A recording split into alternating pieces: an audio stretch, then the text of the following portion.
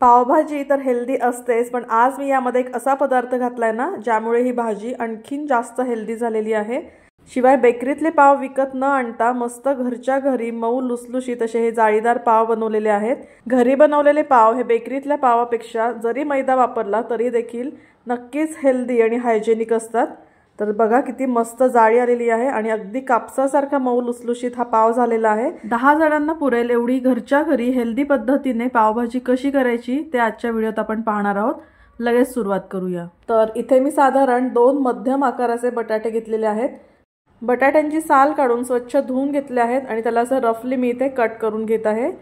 पावभाजीला रंग छान यावा शिवाय ती पौष्टिक व्हावी यासाठी इथे मी एक बीट साल काढून स्वच्छ धुवून घेतला आहे, तो देखील कट करून घेते।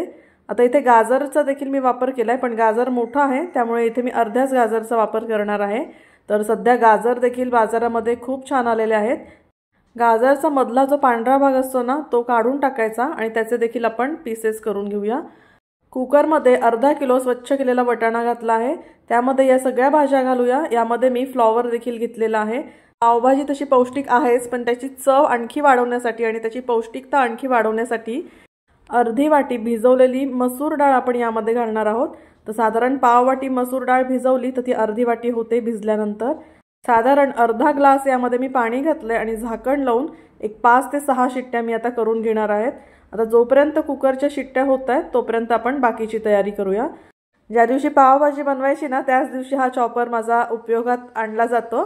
तर इथे मी चॉपर घेतला आहे आणि त्यामध्ये आपल्याला ना भरपूर असा लसूण घालायचा आहे। 1 ते 1.5 मोठा लसणाचा गड्डा असतो ना तेवढा मी लसूण यामध्ये घातलाय। आता ह्याला बारीक क्रश करून घ्यायचं।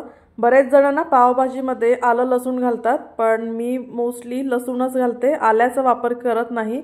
आलं घातलं ना की थोडासा पावभाजीला उग्र असा वास येतो, त्यामुळे मी आल्याचा वापर करत नाही। पण तुम्ही जर आलं वापरत असाल तर साधारण अर्धा इंच एवढं आलं तुम्ही यामध्ये घेऊ शकता।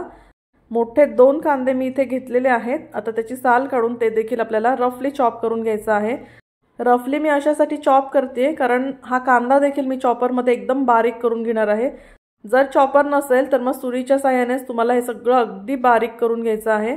तर कांदा यामध्ये आपल्याला भरपूर घालायचा आहे कारण पावभाजीला मेन जी टेस्ट आणि जो फ्लेवर येतो ना तो कांदा, लसूण आणि टोमॅटोमुळेच येतो।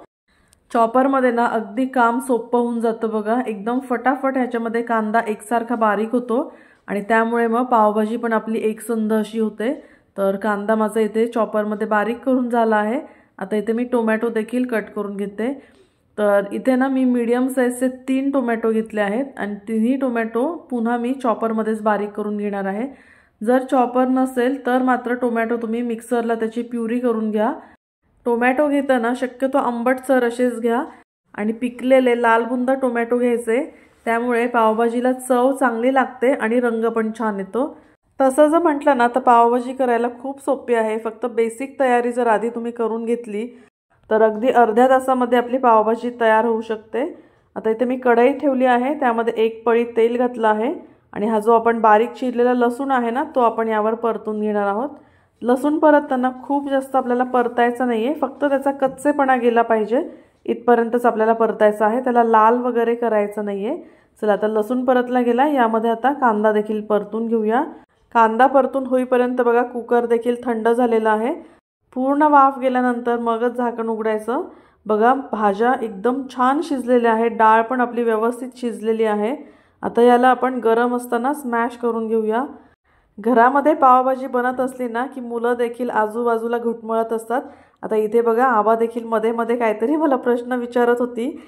भाज्या व्यवस्थित मॅश करून झाल्यानंतरच आपल्याला यामध्ये पाणी घालायचं। बघा भाजी अशी घोटून घेतली ना की एकजीव होते। कांदा पण आपला मस्त ट्रान्सलुसंट झाला आहे। आता यामध्ये आपण टोमॅटो प्युरी घालूया। टोमॅटो पण आपल्याला व्यवस्थित परतून घ्यायचं आहे, त्यातलं वॉटर कंटेंट जे आहे ते सगळं कमी झालं पाहिजे। आता यामध्ये आपण घालूया मसाले। तर इथे मी पाव चमचा हळद, 1 चमचा लाल तिखट, 1 चमचा काश्मीरी लाल तिखट आणि 2 चमचे पावभाजी मसाला वापरलेला आहे। मसाले पण आपण व्यवस्थित परतून घेऊया।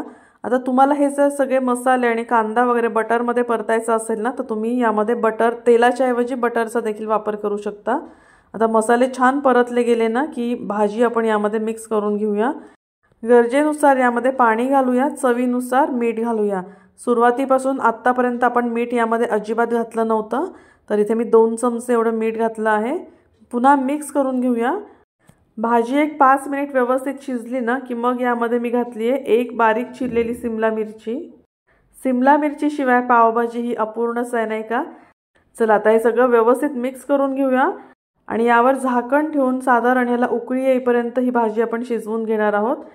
यामध्ये घालूया अमूल बटर आणि व्यवस्थित मिक्स करून घेऊया.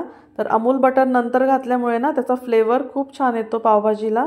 चला आता आपली पावभाजी ऑलमोस्ट तयार झालेली आहे. लगेच आपण गरमागरम सर्व करूया. पण तुम्ही जर विकतचे पाव आणले तर तुम्ही अशी सर्व करू शकता. आज मी हे पाव घरीच बनवले आहेत. व्हिडिओ खूप जास्त मोठा होईल म्हणून पावाची रेसिपी मी लवकरच तुमच्यासोबत शेअर करेल. तसं पाहिलं तर हे पाव अगदी गरमागरम आहेत, घरी बनवलेले आहेत. त्याला बटरवर नसते शेकले तरी पण चाललं असतं. पण आपल्या सगळ्यांना असतं ना की पावभाजी म्हटलं की बटरवर शेकलेलेच पाव खायला आवडतात. चला आता पाव देखील माझे भाजून झालेले आहेत. पटकन आता गरमागरम पावभाजी आपण सर्व करूया. पहा किती छान दाटसर अशी पावभाजी आपली झालेली आहे. आज आपण यामध्ये कुठल्याही आर्टिफिशियल कलरचा वापर केलेला नाही आहे, तरी देखील पावभाजीला कलर खूप छान आलेला आहे. तर मस्त गरमागरम पावभाजी सोबत घरीच बनवलेले पाव. काय मस्त झाला आहे की नाही मेनू. एकदा तुम्ही देखील ट्राय करा. आणि पावाची रेसिपी पाहायची असेल ना, अजूनपर्यंत चॅनलला सबस्क्राईब केलं नसेल लगेच सबस्क्राईब करा, म्हणजे ती रेसिपी तुमच्याकडून मिस होणार नाही. पुन्हा भेटूया लवकरच.